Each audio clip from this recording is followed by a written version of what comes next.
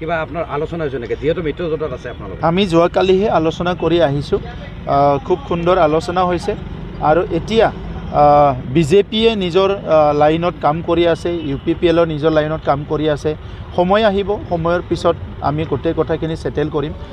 আমিও 40টা সমষ্টিত কাম কৰি আছোঁ, তেখেতসকলে কিছুমান সমষ্টিত কাম কৰি আছে। গতিকে BTR অঞ্চলক আগুৱাই নিয়াৰ কাৰণে যাৰ যাৰ এটা ভাল এটা সিদ্ধান্ত বা ভাল এটা চিন্তা আছে, সেই সকলে BTR অঞ্চলৰ কাৰণে কাম কৰিব, আমাৰ ইয়াত ক'ব লগা নাই। স্যাৰ, কালি BPFৰ যুৱ সভাপতি কেন্দ্ৰীয় সমিতি প্ৰহ্লাদ ব্ৰহ্মই এটা অভিযোগ কৰিছে যে UPPL দলত বৰ্তমান সব ভ্ৰষ্টাচাৰ ধৰ্ষণকাৰীয়ে চামিল হৈছে।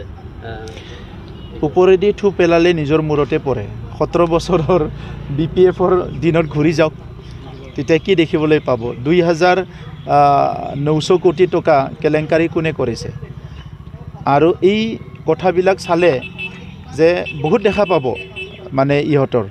আৰু বেলেগটো বাদ দিয়ক, পাৰ্লিয়ামেণ্ট ইলেকশ্যনৰ সময়ত মটৰচাইকেলতে কোনে ধৰা পৰিছিলে?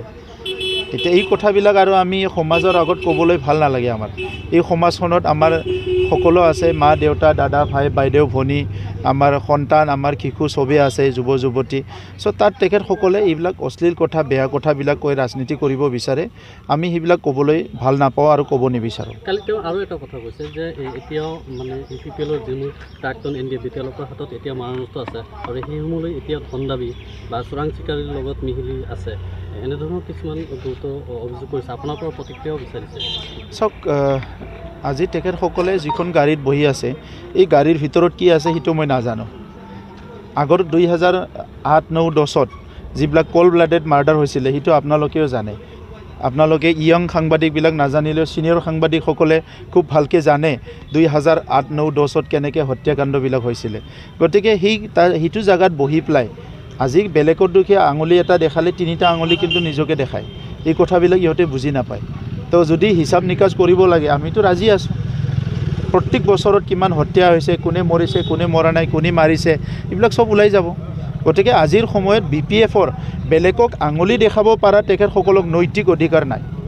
ৰাজনীতি কৰি কৰক আপুনি, গণতন্ত্ৰ দেশত চবেই ৰাজনীতি কৰিব, কথা ক'বলৈ চবৰে বাক স্বাধীনতা আছে। সেই বুলি এটা নৈতিকতা এটা থাকিব লাগিব। আজি আমি দায়িত্ব লৈ, ৰেছপনচিবিলিটি লৈ নৈতিকতাৰে কাম কৰি আছোঁ আৰু কৈ আছোঁ। BPFৰ মানুহবিলাক অন্ততঃ হত্যা, হিংসা, কিবা কিবি, জুৱা, মদ, ভাং এইবিলাকৰ ওপৰত কথা ক'বলৈ ইহঁতক মানে শোভা নিদিয়ে। এইটো লাজৰ কথা। আৰু অত্যন্ত বেছি অৱস্থাটো বেয়া আছিলে ইহঁতৰ সময়ত। আজিতো খুব ভাল হৈছে পৰিৱেশ। তেখেতসকলৰ কাৰণে বেয়া হ'ব পাৰে। আজি সাধাৰণ ৰাইজে ইমান ধুনীয়াকৈ থাকিব পাৰিছে, মিলিজুলি চলিব পাৰিছে, সুন্দৰ এটা পৰিৱেশ।